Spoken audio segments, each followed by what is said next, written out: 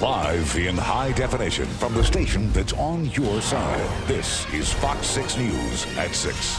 Well, like it or not, the booze is coming. Good evening. I'm Janet Hall. I'm Steve Crocker.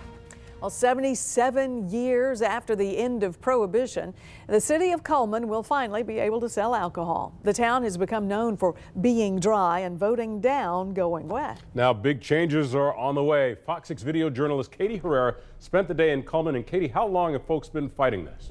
Well, guys, 1984. That's the first year Cullman began voting on the issue. So it's been 26 years that the town has been debating going wet, and 6 times at the polls it was shot down.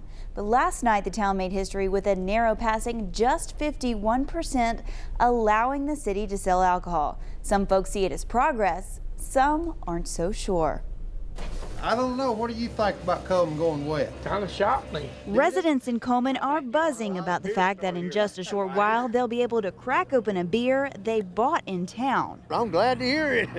I'm glad it went wet because really it's here already. Well, I just want for it to help the roads and the schools and stuff like that right there. But the feelings are mixed. I guess I'm old school. I always wanted Cullman to stay dry. Jan Massey and her husband own Tobacco Country in Cullman. While she's not really for the town going wet, she plans to add alcohol to her store shelves. I'll just go along with it and see what happens, you know.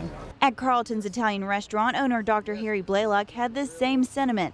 He feels he'll have to add alcohol to the menu. Probably will have to. Probably just because of possibly some of the larger restaurants coming in here, the chain restaurants we'll have to be competing with.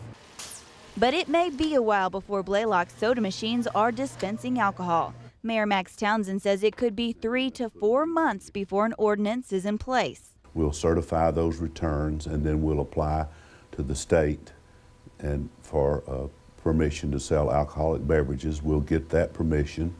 And of course, the state of Alabama is in charge of all ABC stores. We don't regulate that. But he makes this promise to the city. We don't want to see anything like barroom brawls or any honky-tonks, nothing like that. It's going to be very restrictive. Mayor Townsend stressed for the people to just be patient as he and the city council work through the ordinance development.